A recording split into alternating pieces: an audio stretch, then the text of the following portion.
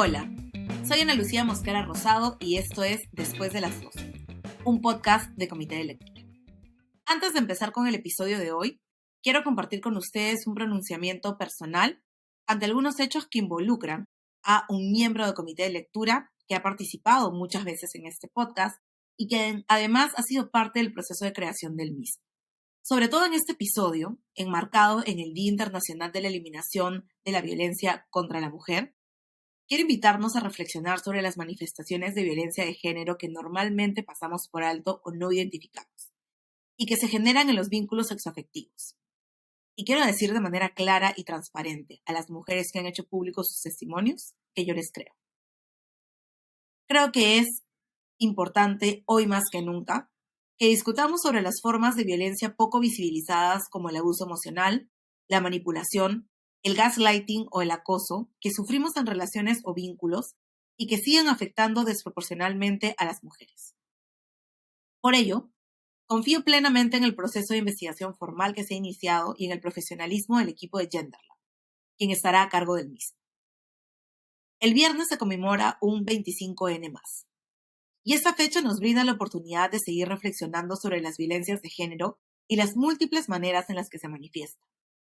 Y además, nos permite repensar la manera en la que conducimos nuestros vínculos con otras personas, para evitar reproducir o ejercer violencia, abuso de poder u otras formas de agresión.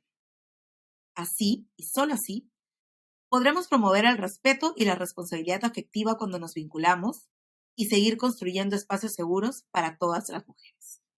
En el episodio de hoy conversaremos con Sofía Carrillo Segarra, comunicadora, especialista en salud sexual y reproductiva y activista por los derechos de las mujeres y la población afroperuana. Sofía ha formado parte del UNDU, Centro de Estudios y Promoción Afroperuanos, de la Mesa de Trabajo contra el Racismo de la Coordinadora Nacional de Derechos Humanos, de la Secretaría Nacional de la Juventud y del Instituto Peruano de Paternidad Responsable, INPARES. Además de ello, ha sido reconocida recientemente por Forbes como una de las 50 mujeres más poderosas del Perú. Y con ella hablaremos sobre la relación entre racismo y violencia de género. Bueno, como les mencionaba, tenemos hoy con nosotros a Sofía Carrillo Segarra. Sofía, muchas gracias por acompañarnos en el episodio de hoy. Muchas gracias a ti por la invitación, un gusto compartir contigo y con todos tus seguidores y seguidoras. Gracias a ti, yo sé que estás full, pero era súper importante para mí poder conversar contigo sobre el 25N. Siempre intento traer las voces de mujeres racializadas específicamente en esta fecha, porque es importante también mirar las violencias y también mirar las maneras particulares en las cuales nos afecta la violencia como mujeres racializadas, específicamente en un podcast como este. Lo primero que quería preguntarte es por qué conmemoramos el Día Internacional de la Eliminación de la Violencia contra la Mujer. Bueno, el origen en realidad de esta fecha tiene que ver con el crimen a las hermanas Mirabal, a Patria, a Minerva y a María Teresa, que fueron asesinadas en 1960 por el dictador de República Dominicana, Rafael Trujillo. Entonces, a lo largo del tiempo, ya años posteriores, cuando hablamos de 1981, es el movimiento feminista latinoamericano quien empieza a plantear la conmemoración de este 25 de noviembre como el Día de la Eliminación de la Violencia hacia la Mujer. Y ya en 1999 la Asociación General de las Naciones Unidas conceptualiza el tema de la violencia hacia la mujer, reconociendo a los actos de violencia basados precisamente al hecho de ser mujeres, a ser lo que se denominó en ese momento del sexo femenino, y que puedan tener algún tipo de resultado en cuanto a un sufrimiento físico, sexual, mental. Entonces, es en ese contexto que empezamos a conmemorar el Día Internacional de la Eliminación de la Violencia hacia la Mujer. Esta fecha es bastante interesante porque muchas veces se pregunta ¿por qué existe un día adicional que el 8 de marzo para ver este tipo de cosas? y por qué es importante hablar de la violencia de género. Y la realidad es que la violencia de género es una problemática muy real, muy vigente, que no ha desaparecido y tampoco se ha reducido, inclusive en estos años en los que hemos estado en la pandemia. ¿Cómo Así podemos es. ver que se expresa la violencia de género en nuestro país? Bueno, creo que es importante reconocer que el hecho de ser mujeres nos coloca, digamos, en términos generales, en situación de vulnerabilidad. Sin embargo, hay que reconocer también que hay particularidades entre nosotras, las mujeres, que Uh-huh. nos plantea algunos retos mayores y sobre todo asociados a esta discriminación estructural que hay hacia las mujeres. Entonces, es importante reconocer esta discriminación estructural hacia las mujeres como un problema público y a partir de una de las manifestaciones de la misma tenemos la violencia de género, que está sustentada en todas estas normas socioculturales, marcadas por el machismo, marcadas por una sociedad heteropatriarcal que lamentablemente hace que las condiciones de vida en términos globales de las mujeres sean mucho más desventajosas con relación a los hombres. Esto obliga a que tengamos un Día Internacional de Eliminación de la Violencia contra la Mujer, porque además sabemos que el 8 de marzo lo que quisiéramos es hablar de otros retos que afrontamos como mujeres y no solamente Exacto. hablar de violencias, pero lamentablemente en los últimos años y en los últimos tiempos ha sido una constante, por eso es oportuno lo que apuntas, ¿no? En torno a esta necesaria diferenciación. Y cuando nosotros hablamos de violencia contra la mujer, estamos hablando precisamente de una forma de discriminación que afecta a las mujeres en sus derechos, en sus libertades. Y en este sentido, hay distintos tipos de violencias. Hay violencia física, violencia psicológica, sexual, económica o patrimonial. Y nosotras, como mujeres racializadas, luchamos para que también la violencia racista sea Uh-huh. considerada dentro de los tipos de violencias que nos afectan y sobre los cuales tiene que trabajar el Estado, pero también nosotros como sociedad en su conjunto. Eso me parece interesante porque yo recuerdo mucho que cuando empecé a acercarme al feminismo y específicamente al feminismo negro, lo que empecé a escuchar de ustedes, que son siempre compañeras, amigas, era hablar del racismo como una manera también de violencia que afecta a las mujeres racializadas. Y creo que es una conversación que todavía no se ha hecho tan extensa como esperaríamos dentro de los movimientos feministas, dentro de inclusive el debate que se tiene cuando hablamos de violencia de género, violencia hacia las mujeres.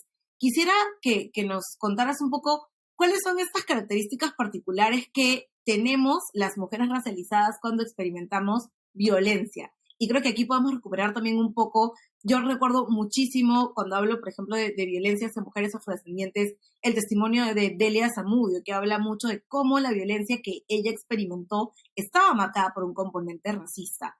¿Qué pasa con nosotras, las mujeres racializadas, y cuáles son estas características diferenciadas que tenemos cuando experimentamos violencia de género? Mira, a mí me gusta siempre hacer alusión a algunas situaciones que no viven las mujeres blancas mestizas. Uh-huh. Históricamente y desde el feminismo blanco se ha luchado mucho por ejemplo, quitarse este estigma o esta marca de la fragilidad, ¿no? Nosotras, las mujeres afrodescendientes, no somos vistas como frágiles, ¿no? Y es más, a medida que te oscureces más, menos Exacto. frágil. Entonces, esa es una primera situación que deberíamos reconocer en cuanto a diferencias y que el movimiento feminista y las organizaciones, las feministas deben reconocer. Es decir, esta supuesta fragilidad hacia las mujeres nunca ha sido otorgada a las mujeres afrodescendientes, a las mujeres negras. Entonces, en ese punto, nos marca también una distinta trayectoria a lo largo de nuestra vida, tanto a nivel personal como a nivel profesional. Y la violencia racista hacia nosotras está marcada por esa asociación a lo feo, a lo negativo. Y eso se hace mucho más duro, incluso cuando eres niña, cuando eres adolescente, cuando estás en ese proceso de construcción de lo que es tu personalidad, en ese momento en que tienes que aprender a quererte, a conocerte, a valorarte. Entonces, ¿cómo puedes valorarte, cómo puedes quererte si los mensajes negativos, si los mensajes que te asocian a la fealdad, a lo malo, a lo no deseado, son la constante? Esa violencia que se experimenta en esta etapa de vida, de niñez y adolescencia, que experimentamos particularmente las mujeres, debería ser parte incluso de nuestras propuestas desde los movimientos feministas. Definitivamente. Globales. Cuando hablamos de educación sexual, tendríamos que hablar de las particularidades que viven las mujeres, las niñas, las adolescentes, los niños afrodescendientes, porque es otra manera en la cual nosotras y nosotres construimos nuestra personalidad, desarrollamos nuestra sexualidad. Ese punto me parece una agenda pendiente en la demanda desde los feminismos y desde el reconocimiento a la violencia racista. Además, sabemos que esta hipersexualización que nos deshumaniza, que nos aleja de ser mujeres deseadas para una relación amorosa, afectiva, ¿no? Es decir, formal, ¿no? Y que a muchas ha obligado a la clandestinidad o a estar sumergidas a relaciones sumamente violentas y relaciones que se da con marcas muy fuertes en torno al racismo. Y no estoy hablando solo de las relaciones interraciales, estoy hablando de las relaciones que se producen entre nosotros y nosotras como afrodescendientes. Entonces, esos temas me parecen duros, porque son duros, pero es momento de hablarlos, es momento de decir que esas violencias son las que impactan las vidas de las mujeres afrodescendientes. Y no solamente queda en el plano personal o más íntimo, sino que afecta otros espacios, afecta en el momento en el cual uno se empieza a imaginar, por ejemplo, profesionalmente, laboralmente, cómo tú puedes imaginarte en una posición mayor si toda tu vida te han dicho que no es posible para ti, si tu color, tus rasgos, tu cabello no encajan con lo que esta sociedad está esperando y quiere de ti. Mejor dicho, no quiere de ti porque a ti no te quiere, ¿no? Entonces, precisamente, ese punto me parece clave desarrollarlo, investigarlo, verbalizarlo, porque también es cierto que muchas mujeres afrodescendientes han preferido no decirlo durante mucho tiempo. Sí. Hay otras que sí, obviamente, tenemos a mujeres que han trabajado durante muchísimos años para que esto se haga presente, la misma Delia Zamudio, que creo que es una de nuestras grandes referentes, Sofía Arizaga, Susana Matute, es decir, mujeres afroperuanas que han tenido una voz fuerte, constante en torno a las situaciones que nos afectan. Pero estoy hablando de nuestras comunidades, estoy hablando de nuestras familias, donde lamentablemente también el mensaje ha sido: no hagas caso, que no te afecte, porque ellos son el problema, pero tú no, y listo. Y se acaba el rollo y no pasa nada y seguimos y seguimos y seguimos. Porque también había una manera de eso, había que buscar sobrevivir. Entonces había que dar esos mensajes seguramente por parte de nuestros padres, de nuestros abuelos. Y sin embargo, creo que en estas generaciones nuevas está cambiando mucho la posibilidad de verbalizarlo. Además, las redes sociales y las plataformas dan otra oportunidad. Pero yo siempre digo, mi generación es un poco, yo estoy aquí como en el límite, ¿no? Pero creo que las generaciones de 30, 20 están, digamos, teniendo otra manera también de plantear el asunto. Entonces, en ese punto me parece súper necesario que se siga haciendo. Y creo que es importante esta idea de cómo se coloca la violencia racista en la agenda de las mujeres, ¿no? Uno de los recursos que comparto al final del episodio es un libro que se llama Feminismo de Barrio, que está escrito por Nikki Kendall y que habla de esta idea de cuál es realmente la agenda de las mujeres si deja de lado cosas que imposibilitan el desarrollo de las mujeres en sus diversidades. Entonces, hablar del racismo como una manera de violencia, creo que es algo que he escuchado principalmente en los círculos de mujeres afrodescendientes, pero que es algo que tiene que formar parte también de la agenda que busca la erradicación de la violencia de género, ¿no? Porque no podemos eliminar una violencia que se asume como homogénea sin además determinar cómo experimentamos violencia otras mujeres que tenemos características particulares. Así es, así es. Y que no nos llamen, entre comillas, solamente para plantearnos como un testimonio, como un ejemplo de historia de vida y demás, sino para construir, para problematizar, para proponer, porque tenemos obviamente mucho que decir al respecto. Efectivamente, y creo que muchas veces cuando planteamos esto, en algún momento me ha pasado estar en algunos grupos y plantear estas cosas y decir, bueno, pero hay cosas más importantes o tenemos que promover primero la erradicación de la violencia en general y luego podemos ver otras cosas, porque no se entiende o no se ve como algo problemático este tenor racista que muchas veces tienen las agresiones que percibimos. Y aquí quiero contar un poco una experiencia que tuve hace algunos meses. Me invitaron a hablar a un panel sobre acoso sexual callejero.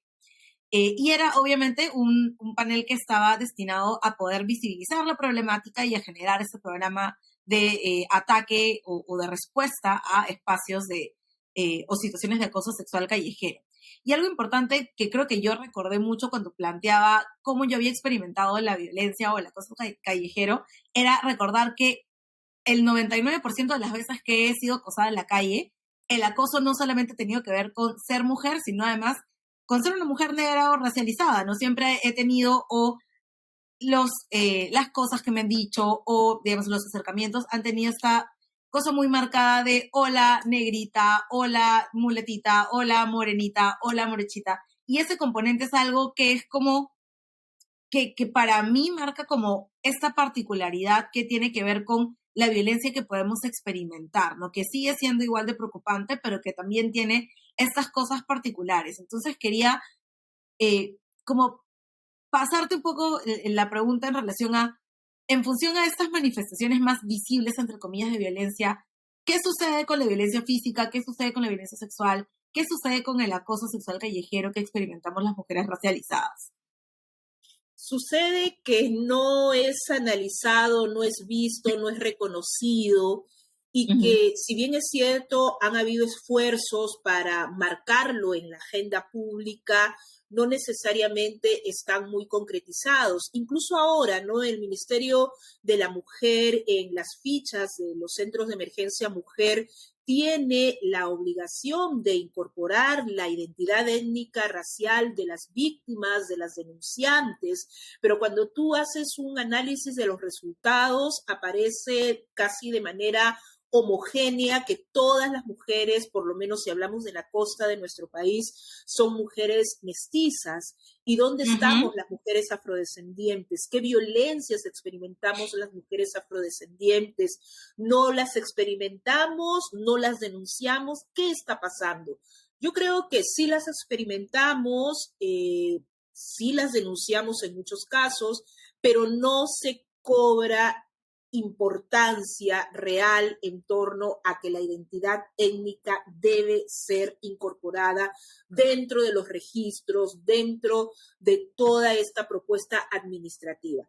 Entonces, en referencia a la respuesta ante todas estas violencias que experimentamos las mujeres afrodescendientes, pues no hay un interés, creo yo, porque si hubiera interés, hubiera una concreción mucho más clara en torno a esto, Sí. pero además me parece que es necesario decir que nosotras también hemos encontrado algunas herramientas que quizás se diferencian un tanto con las mujeres blancas y las mujeres mestizas o las mujeres de otras etnias. Yo aquí estoy siendo súper empírica en mi percepción y justamente estoy trabajando un tema vinculado a investigar sobre lo que es autonomía corporal, pero me parece que también hay este mensaje reiterado de mujer negra fuerte, ¿no? Entonces, esto, mujer negra fuerte, pues te defiende sola, ¿no?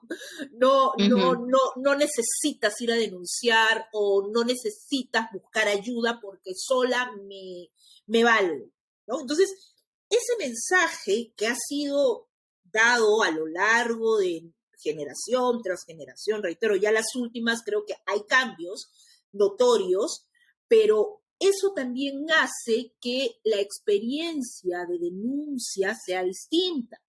Además, hemos normalizado muchas cosas. Para nosotras, quizás nos excluimos porque, bueno, por todo lo que hemos podido trabajar en nuestras propias historias más individuales, pero muchas mujeres afrodescendientes no consideran que el hecho de que en una discusión con la pareja, con quien sea, se aluda al color, a la raza, entre comillas, no consideran que sea violento, consideran que es parte de. Entonces, no se identifica la violencia racista y se normaliza. Porque una cosa es que tú discutas y tú pelees y no haya mayor alusión a tu identidad étnica, y otra que es común es que sí lo haya. Pero ¿por qué no se habla de eso? Hay denuncias al respecto cuando hablamos de violencias psicológicas.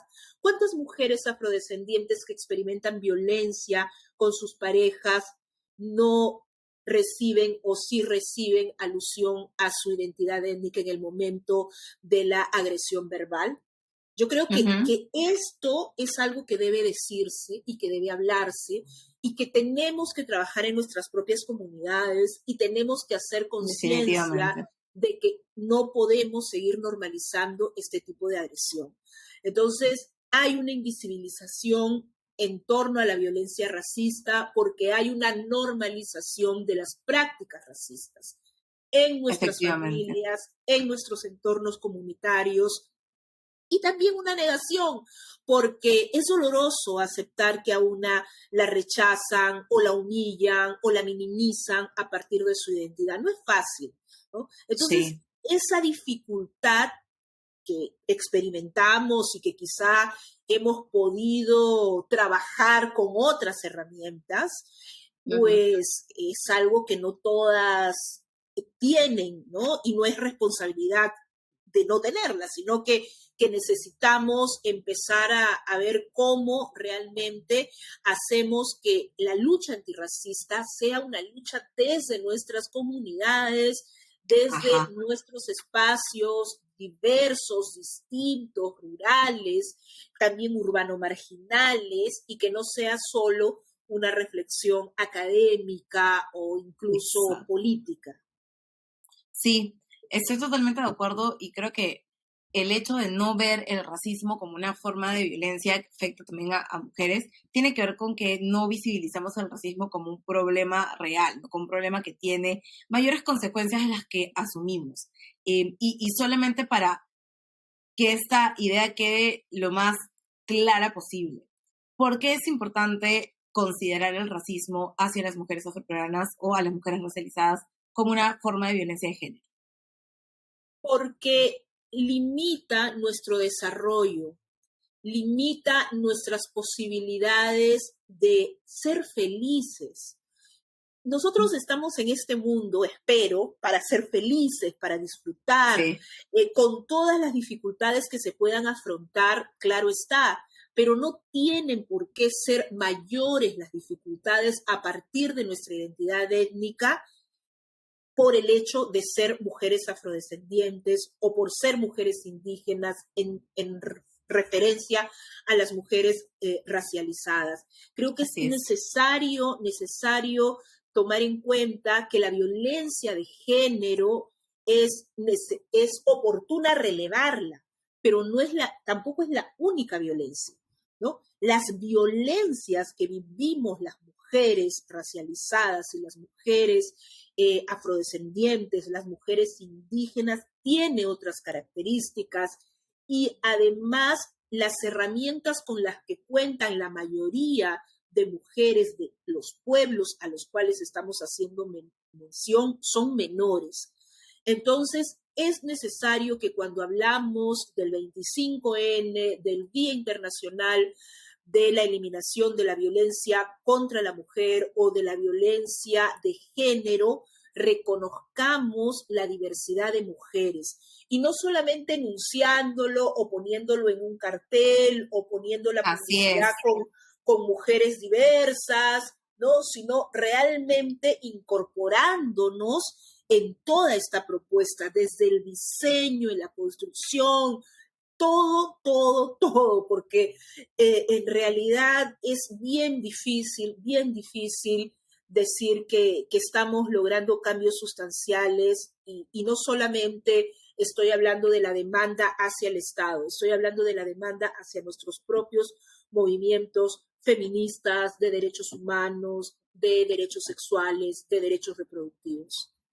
Definitivamente, ese mensaje creo que es el que tiene que calar. No solamente tiene que ver con hacer publicidad diversa o incluir personas diversas en la publicidad para visibilizar a todas las mujeres, sino también, y creo que es lo más importante, tiene que ver con sensibilizarnos con estas problemáticas y esta mirada mucho más interseccional a los problemas que afectan a las mujeres.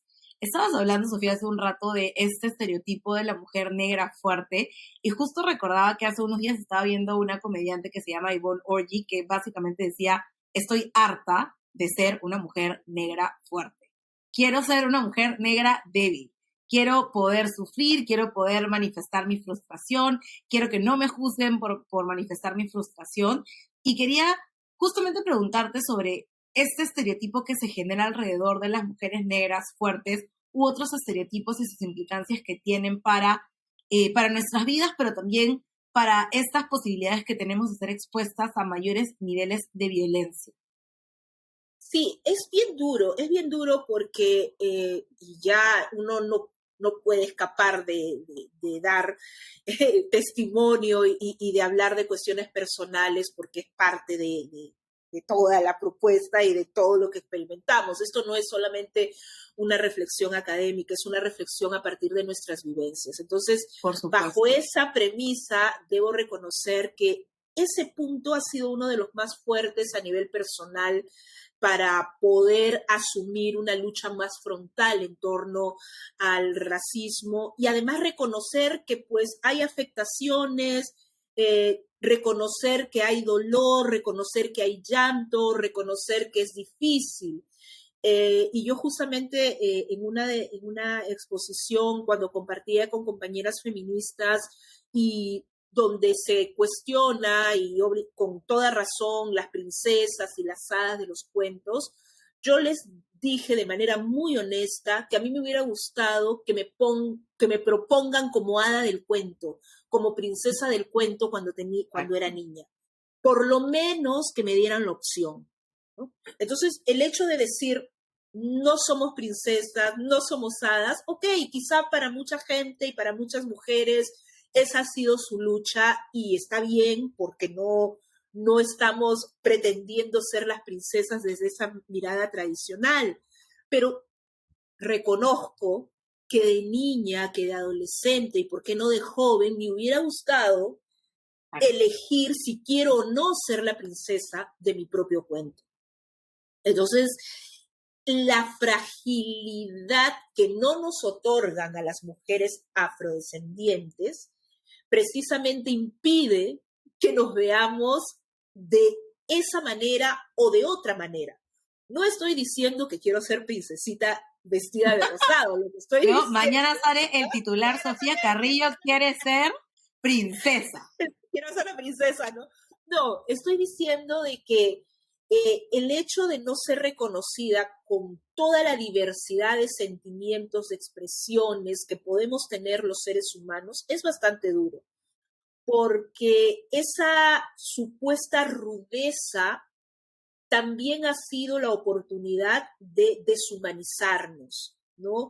La oportunidad de hipersexualizarnos, la oportunidad de animalizarnos. Y en esto sí, pues la situación es bien dura, ¿no? Es bien compleja, porque al final te puedes creer eso y te puedes sentir con total incapacidad de poder protagonizar el cuento que quieras y poder ser protagonista en donde tú quieras y como tú quieras. Sí. Nosotros somos mujeres percibidas como rudas, pero también eso tiene una razón de ser. Una tiene que asumir determinadas formas, posiciones y maneras a partir de lo que la vida te exige y las situaciones de violencia te exigen. Así es.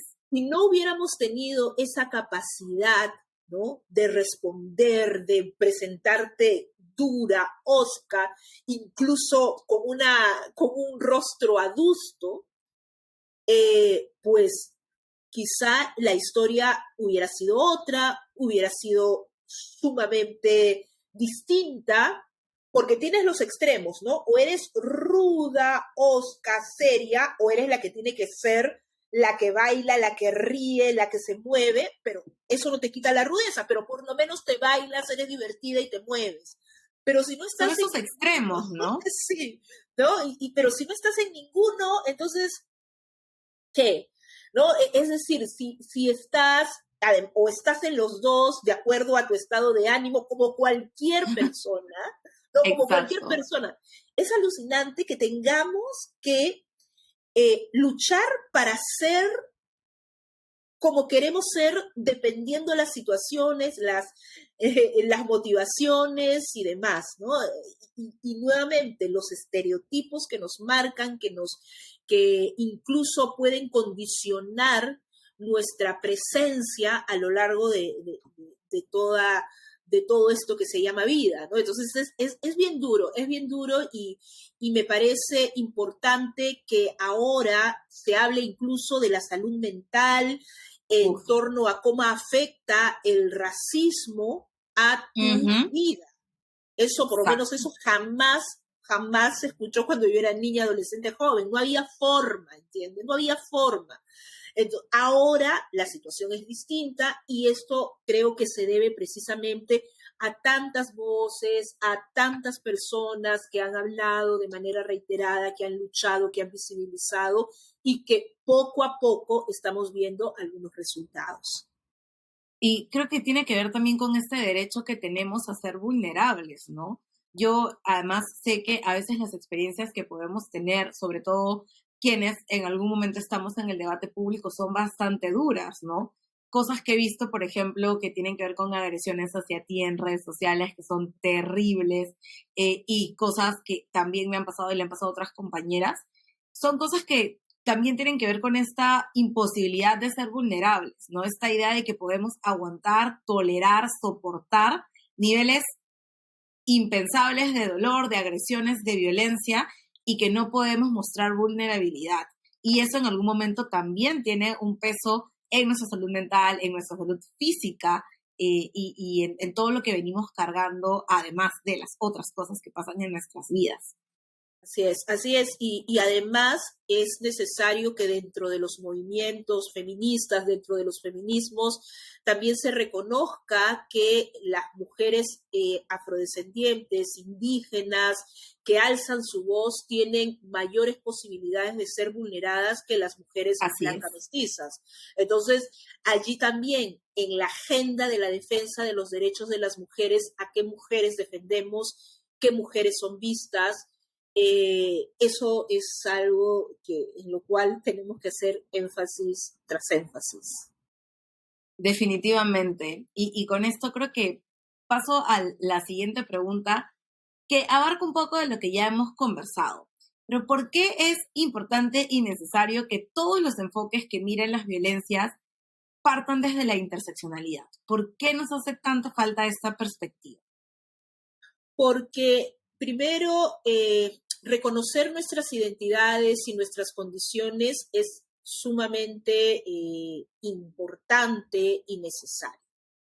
Y además, cuando hablamos de reconocimiento de identidades y condiciones, no estamos hablando de un checklist, estamos hablando de reconocer cómo se imbrican también las opresiones, ¿no?, a partir de estas identidades y de estas condiciones, ¿no? La interseccionalidad va a ser importante en la medida que yo apunte a lo estructural.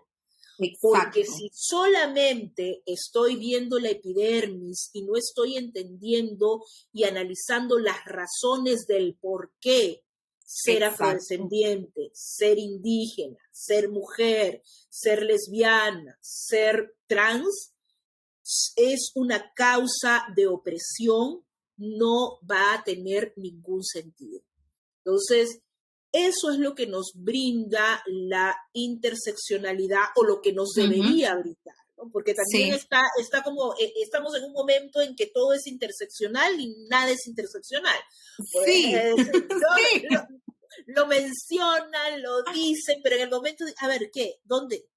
Falta allí, ¿no? Algo está pasando que no está siendo suficiente y creo que eso también hay que reconocerlo, ¿no? Por eso también hay cuestionamientos desde Uf. este enfoque descolonial donde se habla precisamente de la imbricación de opresiones. Entonces, va a ser importante que tengamos este lente de la interseccionalidad en la medida que analicemos las causas estructurales que ocasionan que nuestras identidades y nuestras condiciones sean motivo de opresión, de exclusión y de discriminación. Entonces, si analizamos la situación de las mujeres afrodescendientes, de las mujeres indígenas, no podemos dejar de ver también las particularidades, incluso a partir de sus relaciones sociales, familiares y demás. Entonces, por eso es importante, porque no hay una categoría única de mujer, como ya se ha dicho muchas veces, porque no hay una sola forma de ser mujer y porque merecemos que nuestros derechos sean reconocidos sin ningún tipo de discriminación. Eso me parece crucial. De hecho, yo he estado siguiendo, revisando, leyendo varios debates sobre la interseccionalidad que la rechazan tajantemente precisamente por la lectura tan de moda que se le está dando a la interseccionalidad hoy, ¿no? Y creo que una cosa que es importante recalcar y recordar es que la interseccionalidad no se queda ni debe quedarse en el reconocimiento de las identidades múltiples, que es en este nivel superficial en el que se está quedando ahora. Y por eso se han generado tantas críticas y se ha propuesto también desde un enfoque decolonial esta idea de la imbricación o estas nuevas teorías que finalmente son bastante similares a la interseccionalidad desde una mirada más como un enfoque de análisis, pero que teniendo en cuenta que se asume ahora como una cuestión de tendencia o de moda, sí termina o está resultando en esta mirada bien superficial que se queda en reconocer que efectivamente hay personas o mujeres con identidades múltiples y que no mira más allá de eso, ¿no? Claro, yo tengo siempre mis debates con la interseccionalidad porque a mí me gusta utilizarla mucho como un marco de análisis, pero entiendo también que ahora, así como el feminismo se volvió mainstream, la interseccionalidad también se ha vuelto esta cuestión de tendencia y no ataca cuestiones estructurales, que es lo que precisamente intentaba mirar cuando se propuso como un marco de análisis para desigualdades, ¿no? Claro, a mí me parece también sumamente interesante, lo trato de aplicar, lo trato de promover, pero me parece, como tú, bastante válido el nivel crítico que se tiene, ¿no? Ochi Curiel dice que es demasiado cómodo para los liberales, entonces ahí ya empieza a dudar, ¿no? ¿Qué tan? y creo que es una duda legítima en torno a qué se está buscando con esta enunciación, por lo menos, del enfoque interseccional a nivel de las políticas públicas, a nivel de las propuestas y de los proyectos sociales. Entonces, es válida la crítica sin dejar de reconocer que como herramienta de análisis y metodológica es bastante oportuno también, por lo menos creo, todavía seguirla considerando.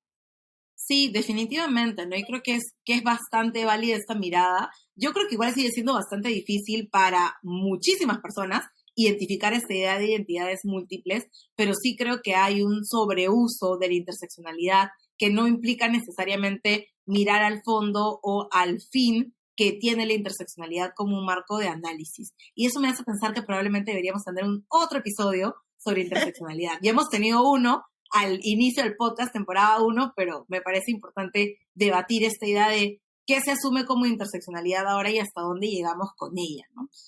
Sofía, tú eres periodista y yo tengo que confesar acá de manera personal que eres una de las periodistas que me hace sonreír cuando veo la televisión o veo la radio, y que en mis 31 años eres probablemente la única mujer afroperuana que he visto en la televisión, y que por eso me llena de orgullo saber que tenemos una amistad y que podemos tener estas conversaciones.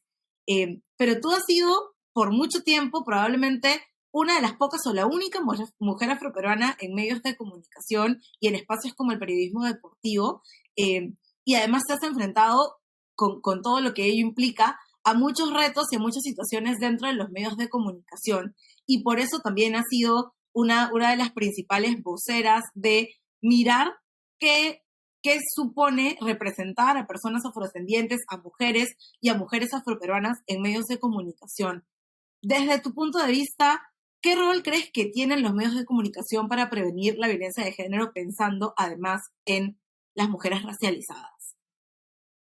Bueno, sin duda tienen un rol incluso determinante. Creo que son uno de los mayores responsables de que el racismo permanezca y persista en nuestras sociedades. Los medios de comunicación lamentablemente han sido reproductores de este sistema discriminatorio, racista, machista. Reproductores, y también han construido esta sociedad. Su es propio decir, sistema.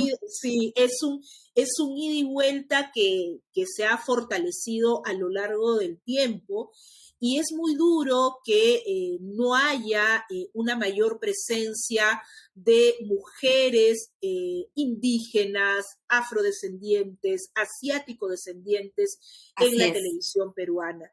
Y en los medios de comunicación en general. Ahora estoy viendo algunos reporteros que nos emocionamos cada vez que vemos a... Lo vimos. Pasamos la foto y nos emocionamos viendo a periodistas afroperuanos, que espero no digan que no son afroperuanos, pero bueno, ese ya es otro tema. pero es importante decir que los medios de comunicación tienen una responsabilidad. Aquí no es una cuestión de que quieran o no, es que están obligados a reconocer la diversidad de nuestro país, pero no solamente en el momento de presentar su publicidad para el comercial de moda o para fin de año, sino realmente hablar de una participación de personas racializadas en los distintos espacios y niveles de su propia institución y de su propia empresa. Estar en un medio de comunicación siendo una persona racializada no es fácil, y no solamente es cuestión de ahora plantearnos pintar de negra las pantallas de televisión, por decirlo de alguna manera, porque cuando hablamos de presencia, de identidades étnicas raciales diversas, estamos hablando de todo lo que eso significa. Exacto. Porque puede haber una persona afrodescendiente, una persona indígena, negacionista, y eso realmente no te... Y hay, ¿no? Y hay, pero no aporta a lo que nosotros y nosotras merecemos como sociedad y hacia lo cual estamos apostando, ¿no? Hablar de identidades étnicas raciales reconoce, por ejemplo, las miradas diversas que existen, la cosmovisión particular de los pueblos indígenas, la oportunidad que se tiene de reconocer demandas, necesidades, propuestas también a partir de nuestras experiencias y de nuestros conocimientos. Entonces, en este punto, los medios de comunicación, además de contar con periodistas, comunicadores, comunicadoras, afrodescendientes, indígenas, asiático-descendientes, deben tener políticas institucionales orientadas a eliminar el racismo, a luchar contra todo tipo de discriminación. Y eso es algo que tienen pendiente los medios. No puede ser que tengamos un rechazo indignado al racismo en un noticiero y tengamos un programa como los que propone Jorge Benavides en el siguiente. En el mismo canal. En el mismo canal. Eso es incoherente, ¿no? Eso da cuenta de que no responde a una política, ¿no? Simplemente lo que se está haciendo es quizá tener algunas iniciativas individuales de algunos periodistas que estoy seguro tienen una mirada incluso distinta a lo que propone el canal, pero pues las políticas institucionales ausentes hacen que las propuestas de entretenimiento siempre estén sesgadas y planteadas hacia la ridiculización, la racialización, la homofobia, la transfobia, y esto es algo que no puede ser, ¿no? Y la sexualización a las mujeres, que es violento también, ¿no? Que violenta, o tienes un programa de espectáculos que juzga a una mujer por su comportamiento, por su ropa, por la manera como establece una relación con una persona, con tu cuerpo, en fin. Es decir, esas son las incoherencias que vemos en los medios de comunicación, y por eso es tan difícil estar, porque si tú tienes una voz crítica a los medios, es muy difícil que los medios permitan que tú entres. Entonces, esa es una apuesta ya que cada quien decide, es una apuesta personal, y espero que en algún momento sea realmente una apuesta colectiva para que no haya ninguna persona racializada que sea cómplice también de este tipo de prácticas, porque también yo creo que hay un momento en que tenemos que exigir a nuestros hermanos afrodescendientes, a nuestros hermanos indígenas, a que dejen de ser cómplices de este tipo de prácticas tan violentas y que afectan a nuestros pueblos y a nuestras comunidades. También hay que exigirnos a nosotros mismos, más allá de que la responsabilidad siempre va a estar en el opresor y en el discriminador. Sí, definitivamente, porque además existen muchas personas racializadas que contribuyen a que el sistema siga andando. Entonces, hay un llamado a reflexión sobre esto. Como mencionabas, hay muchas personas racializadas que son negacionistas y que también terminan siendo cómplices, y eso no nos ayuda. O mujeres que son cómplices del patriarcado, no es lo mismo en esa situación. Es exactamente lo mismo. Sofía, la última pregunta es una pregunta compleja, tiene su truco, pero ¿cómo crees tú que podemos contribuir, podemos hacer frente a la violencia de género en nuestra sociedad, pensando desde las diversidades a puertas del 25N, que ya es en unos días? Yo creo que es importante trabajar en el cambio de patrones socioculturales desde nuestros entornos más cercanos, desde nuestras familias, no corrernos del tema, cuestionarlo, analizarlo con los niños, las niñas, con la niñez en general, para realmente hablar de nuevas generaciones que no reproduzcan este tipo de prácticas. Me parece clave el trabajo en las familias, en las comunidades y también en la escuela. Y allí va la responsabilidad que tiene el Estado en la situación que seguimos viviendo, en el número de feminicidios que lamentablemente son característicos en nuestro país, en la manera como reproducimos la violencia física, sexual. Las niñas son las tristes protagonistas de la violencia sexual en nuestro país. Increíble. Entonces, hay una responsabilidad por parte del Estado y también desde la ciudadanía. Necesitamos construir nuevos ciudadanos, ciudadanas, ciudadanos. Necesitamos trabajar e incorporarnos también en la vida política, en los espacios públicos, aunque nos genere resistencia. Lo digo yo porque a mí me genera muchísima resistencia, pero sé que hay un momento en el cual la ciudadanía tiene que ejercer el poder que tiene para poder a su vez cambiar el rumbo de la historia. Entonces, las mujeres debemos ser reconocidas en nuestra diversidad, debemos tener garantizados nuestros derechos y el Estado tiene una responsabilidad en ese sentido. Pero empecemos también con nuestras familias en las escuelas, exigiendo, demandando, difundiendo. Es la única manera en la cual podemos luchar y no callar. Me parece clave que no callemos.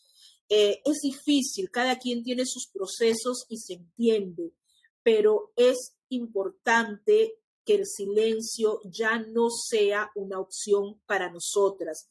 Incluso saber que hay otras personas como nosotras padeciendo y viviendo lo mismo.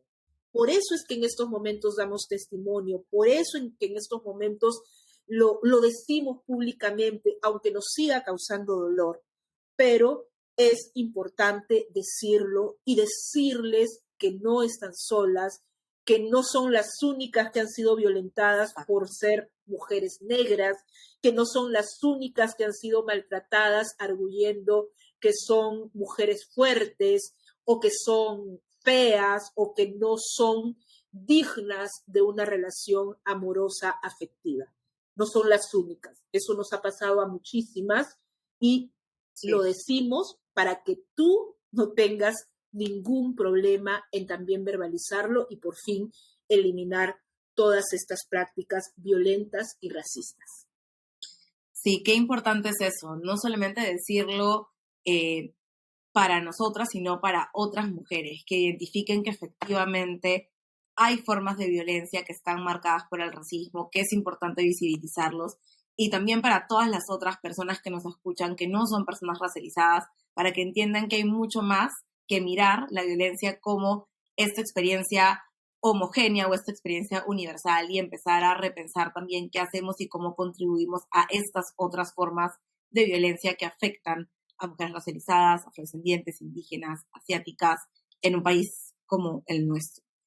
Sofía, yo te agradezco mucho por el espacio, por tu tiempo, porque sé que tus agendas son súper apretadas. Te agradezco muchísimo que nos hayas dado un espacio en el podcast. Espero que nos acompañes en algún momento nuevamente, porque creo que tu voz es sumamente valiosa. Y nada, les invito a que puedan seguir a Sofía. Sofía tiene un programa en Radio Nacional los domingos a las 11. Tú puedes decir, Sofía, también cómo te pueden buscar, cómo te pueden encontrar en redes sociales e invitarles a que puedan escuchar tu programa. Bueno, primero muchas gracias Ana Lucía por la invitación. Para mí ha sido un gusto poder compartir contigo. Felicito esta iniciativa y estoy en las redes sociales con el Instagram @Sofía Carrillo Segarra y en el Facebook Sofía Carrillo Segarra periodista. Y en Twitter, si me quieren ayudar ahí con los haters. Para que le den amor a Sofía. Sofía Carrillo Z, el programa en Radio Nacional a las 11 de la mañana. Pueden seguirnos en el Facebook de Radio Nacional, Nacional FM. El programa es Afro Raíces, una oportunidad para conocer y reconocer el aporte de afrodescendientes en el mundo, de afroperuanos Hermoso. y de afrodescendientes en la radio del Estado, que es todo un logro que haya un programa de este tipo. Así que yo estoy muy contenta de poder tener ese espacio con todas, todos y todos ustedes. Y nosotros de escucharte como siempre.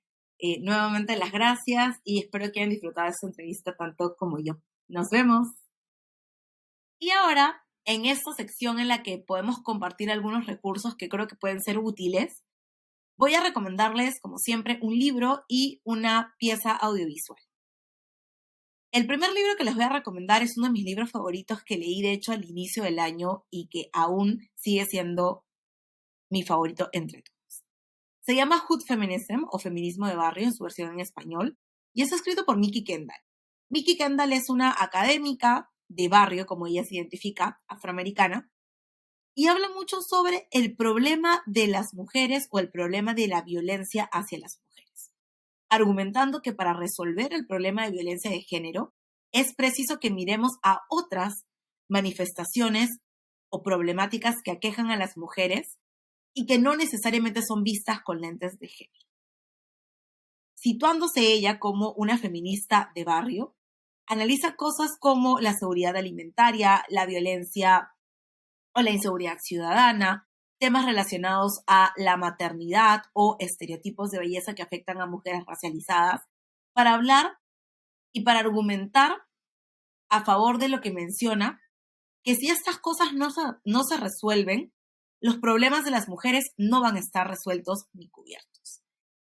Nuevamente yo podría hablar de este libro, probablemente todo un episodio completo porque tiene muchísima información, pero es un libro que creo que todo el mundo debería leer porque nos ayuda a deconstruir también nuestras propias creencias sobre feminismo. Habiendo dicho esto, el recurso audiovisual que quiero compartir con ustedes es una entrevista que de hecho hace Sofía a Delia Zamudio, una activista afroperuana que además es una luchadora incansable en contra de la violencia de género. La experiencia de Delia es particularmente marcada por el racismo y la violencia física. Y su experiencia de vida la motivó a poder generar espacios seguros para mujeres que habían sufrido o que sufren víctimas de violencia de género. La entrevista la pueden encontrar en YouTube, es de acceso gratuito, bajo el título de Voces de Libertad con Sofía Carrillo, entrevista a Delia Zamudio. Escuchar a Delia siempre es un placer y espero que en algún momento pueda acompañarnos en el podcast, pero de primer recurso les recomiendo esta entrevista que estoy segura les va a dar muchísimo que pensar. Ha sido un placer poder reunirme con ustedes nuevamente en este podcast. Hoy nuevamente estamos a punto de conmemorar un 25N más y espero que esta visión y este enfoque que trae Sofía a la conversación nos ayude a repensar las violencias de género y entender la importancia de una mirada interseccional a las políticas de erradicación de la violencia de género para garantizarle una vida libre de violencia a todas las mujeres en su diversidad. Esto ha sido Después de las 12, un podcast para Comité de Lectura. Yo soy Ana Lucía Mosquera Rosado y nos vemos la próxima semana.